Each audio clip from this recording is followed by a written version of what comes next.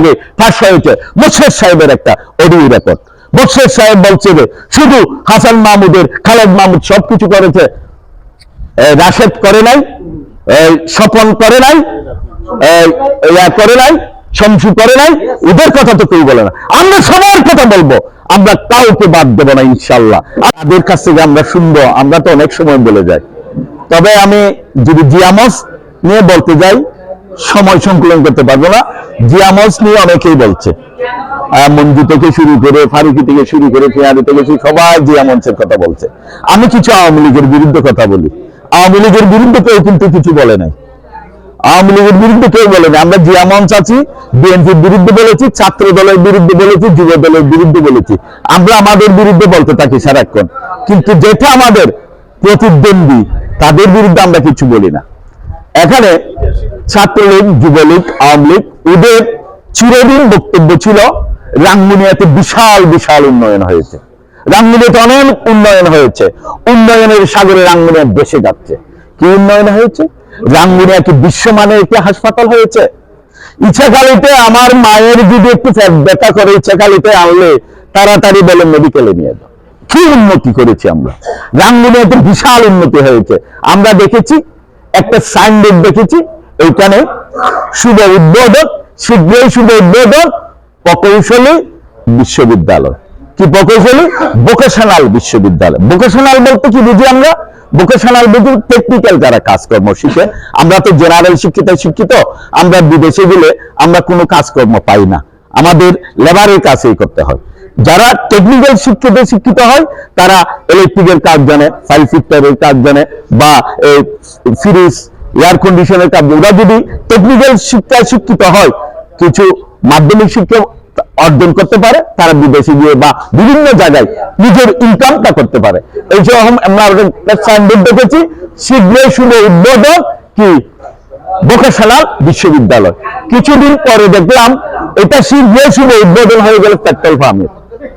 এটা হলো আমাদের উন্নয়নের ফিরিস্তি। এটা রাঙ্গুনিয়াতে আমরা এবার উন্নয়ন করেছি। রাঙ্গুনিয়াতে আপনি আপনার বাপের নামে রিটার্ন দিচ্ছেন সরকারি টাকা খরচ করে। আপনি আপনার বাপের নামে ইউনিভার্সিটি দেননি কেন? আপনি কি আপনার বাপের নামে একটা ইউনিভার্সিটি খুলতে পেরেছেন? রাঙ্গুনিয়ার ছেলেদের জন্য শিক্ষিত করার জন্য আপনি কি করেছেন? আর আমার নেতা আলহাজ সালাউদ্দিন কাদের চৌধুরী যে কোনোদিন সরকারি বাসভবন ব্যবহার করেনি, যে কোনোদিন সরকারি গাড়ি ব্যবহার করেনি, যে কোনোদিন সরকারি বেতন নেয়নি, যে কোনোদিন সরকারি সম্মানই নেয়নি, তাহার সম্মানগুলি তিনি কি করতেন? তাহার সম্মানগুলি রাঙ্গুনিয়ার আপাময় গরিব মানুষের কে বিলিয়ে দিতেন টিএনএ সাহেবের মাধ্যমে। টিএনএ সাহেবের মাধ্যমে একটি লিস্ট পাঠিয়ে দিতেন, প্রত্যেক অঞ্চলের গরিব মানুষের লিস্ট ওনার হৃদয়ে ছিল। উনি একটা লিস্ট করে দিতেন টিএনএ সাহেবের ভাষায়। টিএনএ সাহেব ওই সম্মানী পাওয়ার পর তাদের নাম ধরে ধরে রাঙ্গুনিয়ার আপাময় গরিব মানুষদেরকে দেখে দেখে তাহার সম্মানগুলো বিলি করে দিতেন। আমার নেতা কি করেছেন? রাঙ্গুনিয়ায় এসে রাঙ্গুনিয়ার আপামর জনসাধারণের জন্য মত বিনিময় করেছেন, তাদের উন্নয়নের কথা বলেছেন, তাদের সুখ দুঃখের কথা শুনেছেন। আজকে দুঃখের বিষয়, আমার আলহাজ সালাউদ্দিন কাদের চৌধুরী সুযোগ্য সন্তান হুমাম কাদের চৌধুরী রাঙ্গুনিয়া আসলে আমরা 3-4 জনে ঘিরে রাখি। সাধারণ মানুষ আমাকে ভোট দেবে, সাধারণ মানুষ আমার সাথে কথা বলতে হবে। সাধারণ মানুষ ঢাকায় যেতে পারে না, সাধারণ মানুষ চট্টগ্রাম যেতে পারে না, সাধারণ মানুষ কাদের নগরে এসে যদি আমার সাথে সাক্ষাৎ করতে না পারে, তারা কিভাবে আমার দল করবে, কিভাবে আমাকে শ্রদ্ধা করবে? সেই জন্য আমার ওই দিনের বক্তব্য ছিল সেই রকম, আজকেও আমার বক্তব্য সেই রকম। হুমাম কাদের চৌধুরীকে সাধারণ জনগণের সাথে মিশতে দিতে হবে। হুমাম কাদের চৌধুরী রাঙ্গুনিয়া আসবে, যারা হুমাম কাদের চৌধুরীকে চিনে, যারা হুমাম কাদের চৌধুরী যাদেরকে চিনে, ওরা থাকবে না, ওরা পিছনে থাকবে, সামনে শুধু সাধারণ লোকজন থাকবে।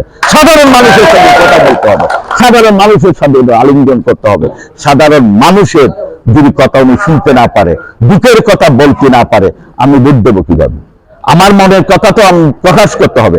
আর একটা দাবি আমি হুমাম সাহেবের সাথে শেয়ার করেছি, রাঙ্গুনিয়াতে একটা পিএস দিয়ে চলবে না। রাঙ্গুনিয়াতে উত্তর এবং দক্ষিণে 2টা পিএস নিয়োগ করতে হবে, 2টা নিয়োগ করতে হবে। সাধারণ জনগণ কি বলতেছে, কোথায় আমাদের দলের ঘাটতি আছে, কোথায় সাধারণ জনগণ কি দুঃখে আছে, কিন্তু জিয়ামঞ্চের না, ছাত্রদল যুব দলে অনেক ঘাটতি আছে। ওদের সমস্যাগুলো হুমাম কাদেরকে শুনতে হবে, উনি ওনার পিএস পার্সোনাল পিএস এর মাধ্যমে এগুলো শুনতে হবে, এগুলো কালেকশন করতে হবে। এইভাবে যদি না করে আগামী নির্বাচন আমাদের জন্য তো সহজ হবে না। আমরা যতই কিছু বলি না কেন, নির্বাচন হবে খুব সুষ্ঠু এবং সুনির্দিষ্টভাবে নির্বাচন হবে। এই নির্বাচনে যদি মানুষকে আমরা সৎ উপদেশ ভালোবাসা দিতে না পারি, আমাদের নির্বাচন আদৌ সহজ হবে না। তাই আমি সবাইকে আহ্বান জানাবো, আগামীতে জিয়ামত বলেন, ছাত্রদল বলেন, যুবদল বলেন, বিএনপি বলেন, আমরা আমাদের বিরুদ্ধে কিছু বলবো না। আমাদের যেগুলো সমস্যা আছে নিজেরাই বসে সমাধান করব। আমরা সাধারণ পাবলিককে আমার হুমায়ুন কাদের চৌধুরী, আলহাজ সালাউদ্দিন কাদের চৌধুরীর গুণ কীর্তন করব, তাদেরকে মানুষের কাছে ফোকাস করব। আমাদের আজ থেকে আমাদের উদ্দেশ্য হবে, আমাদের টেম্পিং হবে এটাই। আগামী নির্বাচনে হুমায়ুন কাদের চৌধুরীকে যদি দানের শীষে আমরা নির্বাচিত করতে না পারি, আমার তোমার কারো মাস্টরি এখানে থাকবে না। আমরা 17টি বছর জলে থেকেছি, এলাকায় থাকতে পারিনি, এলাকার বাহিরে গিয়ে থেকেছি, এখনো এলাকাতে আসতে পারি না। এখন আমার স্বাধীন হয়েছি, কিন্তু আমি সেখানে তো থাকতে থাকতে সেটেল হয়ে গেছি, আর থাকতে পারতেছি না। এভাবে থেকেছি, কখন আমার বুদ্ধম্য হবে, কয় বছর আমরা ক্ষমতার বাহিরে গেলে আমাদের বুদ্ধম্য হবে, আমাদের বিরুদ্ধে আমরা না বলবো। এখনো আমরা আমাদের বিরুদ্ধে বলি। আমরা আওয়ামী লীগের, ছাত্রলীগের, যুবলীগের স্লোগান আমরা দিই, ওদের স্লোগান কেন আমরা দেবো? আমাদের নিজস্ব স্লোগান আছে। আমরা আমাদের বিরুদ্ধে স্লোগান নিয়ে আমরা আগামীতে গিয়ে যাবো। কিভাবে আগামীতে গিয়ে যাবো? কতগুলো সিনিয়র লিডার আছে বিএনপির। আমি আপনাদের দৃষ্টি আকর্ষণ করছি, এই বক্তব্য আপনারা দিবেন না, রমজানের বক্তব্য আপনারা দিবেন না, রাঙ্গুনিয়ার বক্তব্য আপনারা দেন, ছাত্রলীগের বক্তব্য আপনারা দিবেন না, যুবলীগের বক্তব্য, আওয়ামী লীগের বক্তব্য, হাসান মাহমুদের বক্তব্য আপনারা দিবেন না। কয়েকদিন আগে ফাঁস হয়েছে মোর্শেদ সাহেবের একটা অডিও রেকর্ড। মোর্শেদ সাহেব বলছে যে শুধু হাসান মাহমুদের, খালেদ মাহমুদ সবকিছু করেছে, রাশেদ করে নাই, স্বপন করে নাই, করে নাই, শমসু করে নাই, ওদের কথা তো কেউ বলে না। আমরা সবার কথা বলবো, আমরা কাউকে বাদ দেবো না ইনশাল্লাহ। আগামীতে সবার বিচার হবে রাঙ্গুনিয়াতে, আমরা কাউকে বাদ দেবো না। কিন্তু আমার বন্ধুরা যারা আমাদেরকে নিয়ে আছেন, তাদের কাছে আমার সবিনয় অনুরোধ, আপনারা আমাদেরকে নিয়ে থাকেন না। আপনারা বিরোধী দল, আপনাদেরকে যারা লাগ মারবে তাদের বিরুদ্ধে আপনারা থাকেন, তাদের বিরুদ্ধে কথা বলেন। আমার প্রধান অতিথি রয়ে গেছে, সে তো কিছু বলবে। আমি সব কিছু বলে সবসময় পেয়ে ফেললে হবে না। আমার কিন্তু আজকে ইচ্ছা ছিল বঙ্গবন্ধু শেখ মুজিবুর রহমান নিয়ে কিছু ইতিহাস বলার, কিন্তু সময় অতি সংকীর্ণ, ইতিহাস বলতে পারতেছি না। ইতিহাস বললে আরো 10 মিনিট চলে যাবে। যদি কোনো সময় আবার সময় পাই, বঙ্গবন্ধুর ইতিহাস বলবো। এরপরে যদি কোনো সময় আপনাদের সুযোগ হয়, শেখ হাসিনা এবং শেখ ওয়াজেদের ইতিহাস বলবো। এই প্রত্যাশা রেখে সবাইকে আগামীতে রাজপথে শরিক হওয়ার, দানের শীষে ভোট দেওয়ার আহ্বান জানিয়ে আমার সংক্ষিপ্ত বক্তব্য ইতি কামনা করে বিদায় নিচ্ছি। আল্লাহ হাফেজ। শহীদ মরহুম সালাউদ্দিন কাদের চৌধুরী জিন্দাবাদ, তারুণ্যের প্রতীক তারেক রহমান জিন্দাবাদ, বেগম খালেদা জিন্দাবাদ, শহীদ মরহুম প্রেসিডেন্ট জিয়াউর রহমান অমর হোক। আমার তারুণ্যের প্রতীক, আমার রাঙ্গুনিয়ার আপামর জনগণের নেতা হুমায়ুন কাদের চৌধুরী জিন্দাবাদ।